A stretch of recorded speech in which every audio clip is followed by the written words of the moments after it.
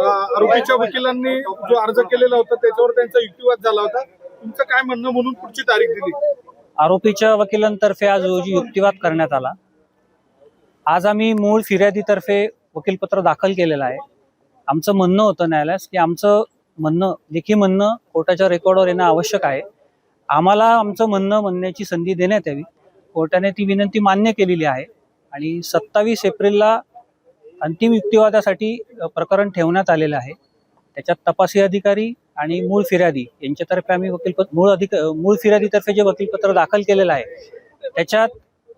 त्यामध्ये आमचं लेखी म्हणणं मांडण्यासाठी जी जबाब मुदतीची विनंती केली होती ती मेहरबान कोर्टाने मान्य केली आहे.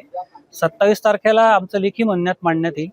तपासी अधिकारी यांचं देखील म्हणणं येईल, सरकारी वकिलांचं म्हणणं येईल. थोडक्यात सर्व पक्षकारांचं, फिर्यादी आणि आरोपी आणि सरकारी वकील यांचं म्हणणं मांडून त्याच्यानंतर फायनल काय जे युक्तिवाद होऊन पुढचे आदेश होतील. 27 एप्रिल पर्यंत आता तरी कुठल्या प्रकारचं इंटरिम प्रोटेक्शन देण्यात आलेलं नाहीये. त्यामुळे अरेस्ट करू शकतात. कुठल्या प्रकारचं प्रोटेक्शन देण्यात आलेलं नाही. अटक करू शकतात? हो, करू शकतात.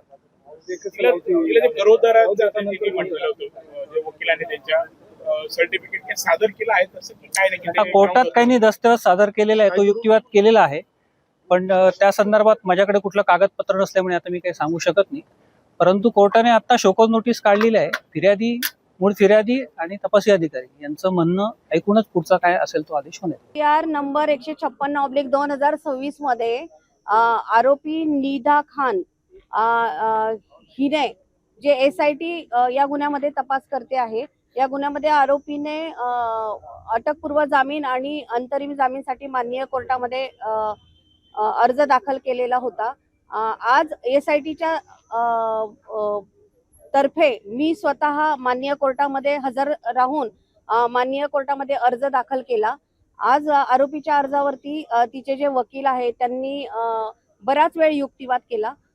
परंतु सरकार पक्षाने माननीय कोर्टाला असं विनंती केली की हा जो गुन्हा आहे तो महिला लैंगिक अत्याचाराचा आहे आणि संवेदनशील गुन्हा आहे आणि हे TCS कंपनी जे आहे याच्यामध्ये अशाच प्रकारचे एकूण 9 गुन्हे दाखल असून महिला आयोगाने देखील या गंभीर गुन्ह्यांची दखल घेतलेली आहे आणि या गुन्ह्यामध्ये आम्हाला सरकार पक्षाला म्हणणं देण्यासाठी आणि या गुन्ह्यामध्ये अॅट्रॉसिटी ऍक्ट पण कलमवाढ केलेली असल्यामुळे अॅट्रॉसिटी ऍक्ट प्रमाणे देखील यातली जी पीडित आहे तिचं म्हणणं घेणं कायद्याने बंधनकारक आहे.